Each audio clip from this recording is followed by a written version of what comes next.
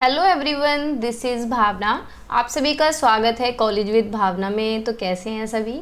अच्छे होंगे। एमएड के एडमिशन चल रहे हैं, बीएड के भी चल रहे हैं। तो जिन लोगों ने एडमिशन ले लिया है या लेने वाले हैं, तो आज मैं सिलेबस की वीडियो बनाने वाली हूँ कि एमएड फर्स्ट सेम में क्या क्या चीज़ें आने वाली हैं, क्या आपको पढ़ना है, क्या सिलेबस रहेगा, कितने नंबर की थ्योरी रहेगी, कितने नंबर का प्रैक्टिकल रहेगा, वो सारी चीज़ों पे हम बात करने वाले हैं। तो जो लोग एमएड करने जा रहे हैं वो वीडियो को बिल्कुल एंड तक देखें। बाकी एडमिशन के लिए मैं बता दूं, मैंने एडमिशन के लिए पहले भी वीडियो बनाई थी। एडमिशन का आपकी क्वेरी आ रही थी फ़ीस को लेके।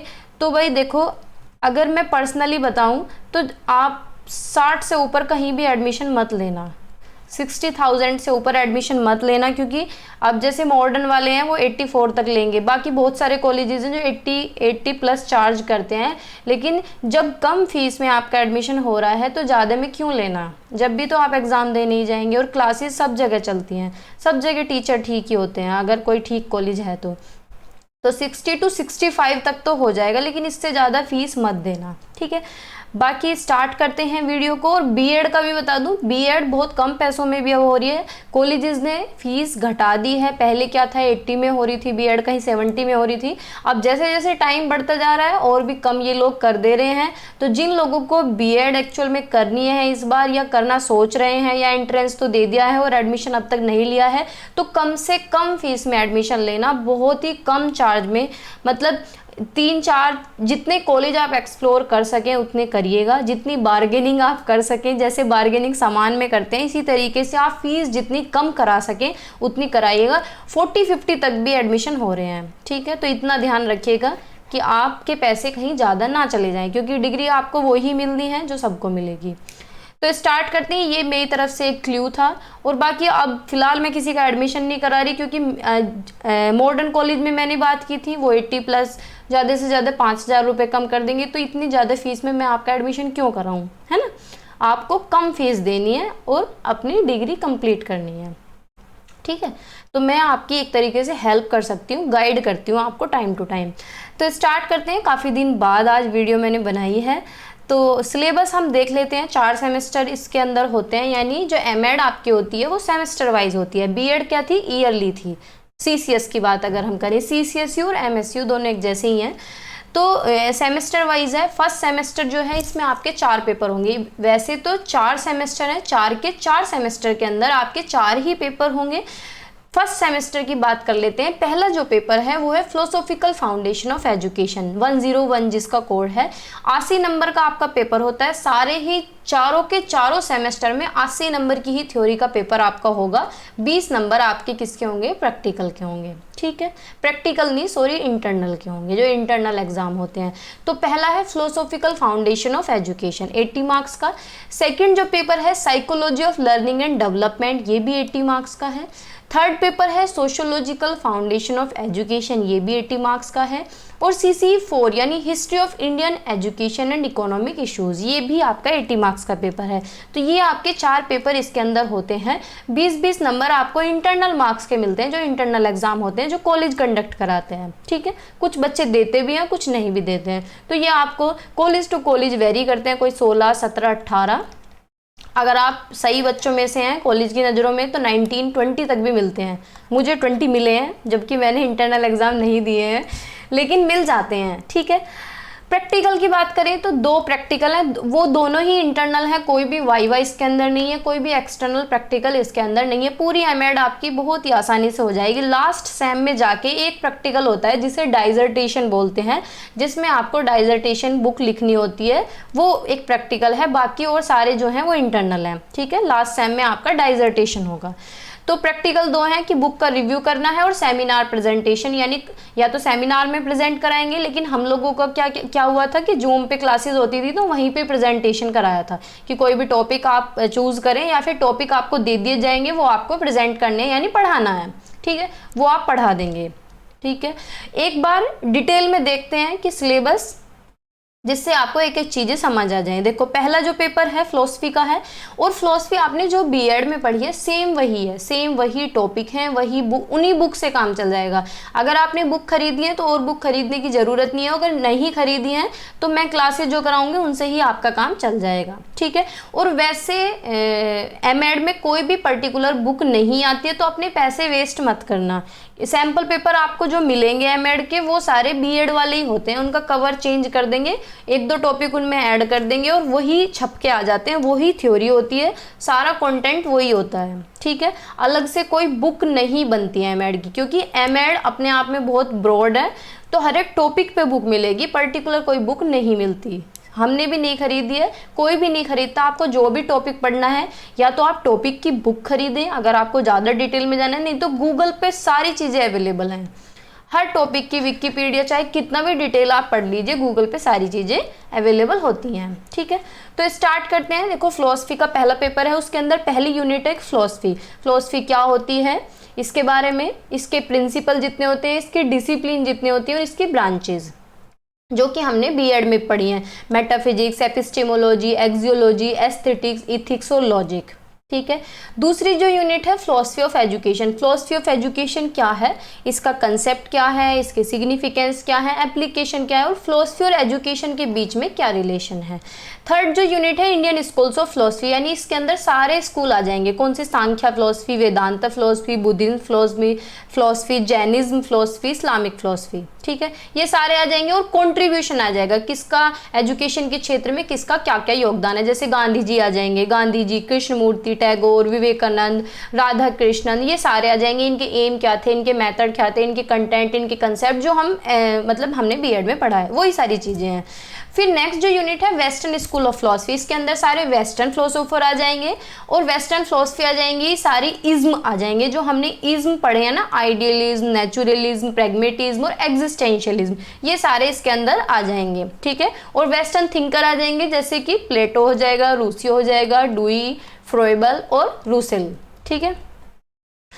नेक्स्ट जो यूनिट है सोशल फिलोसोफर आ जाएंगे, इसके अंदर उनकी क्रिटिकल एनालिसिस आ जाएगी, इंडिविजुअलिज्म के बारे में, डेमोक्रेसी के बारे में, सोशलिज्म के बारे में, टोटलिटेरियनिज्म के बारे में। देखो कोई कोई टॉपिक नया भी है, देखो ये जिस तरीके से ये टॉपिक है, तो जो भी टॉपिक है वो सब हम कर लेंगे। एजुकेशनल आइडियाज कार्ल मैक्स के, पाउलो फरारे के और पिएरे के, ठीक है। ये फर्स्ट पेपर हुआ। सेकंड पेपर जो हमने साइकोलॉजी बीएड के अंदर पढ़ी थी उसमें से ही ऑलमोस्ट टॉपिक मिल जाएंगे इसके अंदर, जैसे कि एजुकेशन साइकोलॉजी क्या होती है, साइकोलॉजी क्या होती है, उसके मेथड्स क्या है, ऑब्जर्वेशन, एक्सपीरियंशियल और डिफरेंशियल, लॉन्गिट्यूडनल और cross sectional. Psychology of development जिसमें हमने पढ़ा था कॉग्निटिव डेवलपमेंट, जिसमें हमने पियाजे की थ्योरी को पढ़ा था, वाइगोत्स्की को पढ़ा था। अफेक्टिव डेवलपमेंट जिसके अंदर हमने कोहलबर्ग को पढ़ा था, एरिक्सन को पढ़ा था। साइकोमोटर डेवलपमेंट, हैविंग हस्ट, इतना हम बीएड में नहीं पढ़ते लेकिन यहाँ पढ़ लेंगे, ठीक है। और लैंग्वेज डेवलपमेंट जिसमें सबसे ऊपर नाम आता है किसका, चॉम्स्की का, तो वो भी हम यहाँ पे करने वाले हैं। फिर यूनिट थर्ड है nature of human learning and cognitive development, यानी बिहेवियरिस्ट जितने भी थे उनका क्या पर्सपेक्टिव था, classical theory, operant conditioning theory उन्होंने दी थी, तो थ्योरी के बारे में पढ़ेंगे और उनका पर्सपेक्टिव जानेंगे।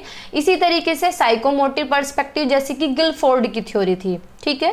पियाजे और non Piagetian perspective, cognitive information, Sternberg की ट्रायर्किक थ्योरी जो है उसे थोड़ा सा पढ़ेंगे, अल्बर्ट बंडूरा की थ्योरी, गार्डनर की थ्योरी, ब्रूनर, वाइगोत्स्की, इन सब के पर्सपेक्टिव क्या थे, यानी इनका व्यू क्या था।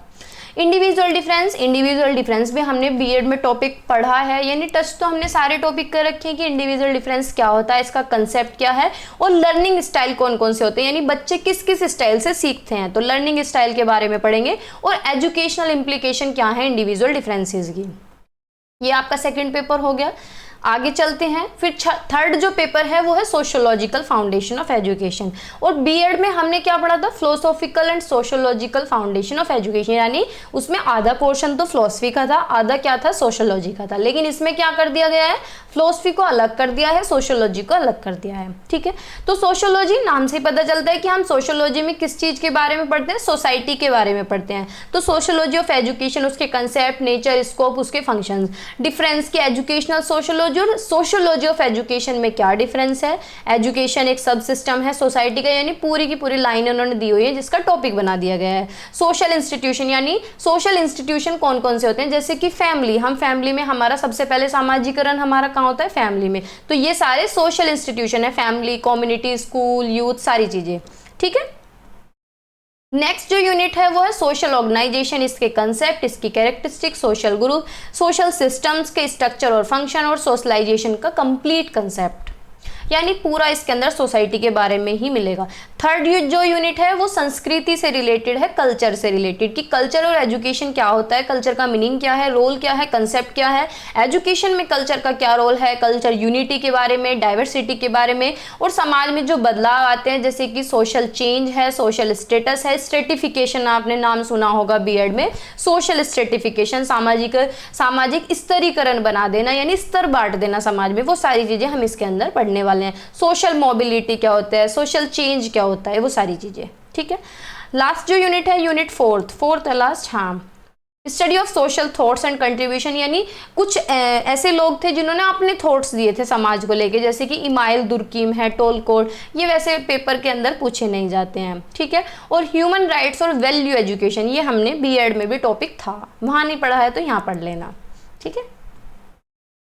आगे चलते हैं, फिर लास्ट जो आपका पेपर है वो देखो, नाम जो है नाम अलग है लेकिन बुक वही है, history of Indian education and economic issue, जो हमारी वैदिक एजुकेशन वाली बुक है, मैं उसका नाम भूल गई क्या है, जिसके अंदर हमने वैदिक एजुकेशन, बुद्धिस्ट एजुकेशन, सारी पॉलिसीज हमने पढ़ी हैं, पोस्ट इंडिपेंडेंस, प्री इंडिपेंडेंस, मुझे मेरे दिमाग से उसका बुक का नाम निकल गया है, वो ही बुक सेम ये है, history of Indian education and economic issues, same book है वो ये।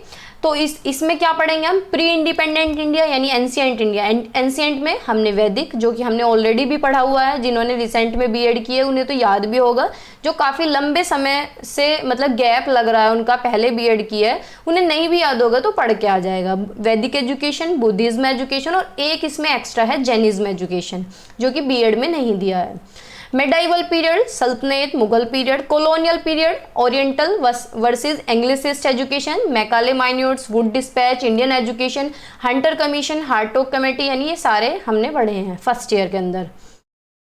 सेकेंड यूनिट है progress of education in independent India, यानी जब देश आज़ाद हुआ था उसके बाद जितने भी कमीशन आए वो सारे इसके अंदर हैं, जैसे कि सेकेंडरी एजुकेशन कमीशन है, एजुकेशन कमीशन जिसे हम कोठारी कमीशन भी बोलते हैं, और नेशनल कमीशन ऑन टीचर्स, और सारी पॉलिसीज जैसे कि 1986 की पॉलिसी है एनईपी, और प्रोग्राम ऑफ एक्शन जो इसका रिवाइज्ड वर्जन आया था, और नेशनल नॉलेज कमीशन जो 2007 के आसपास आई थी, और क्रिटिकल रिव्यू ऑफ एनसीएफ 2005।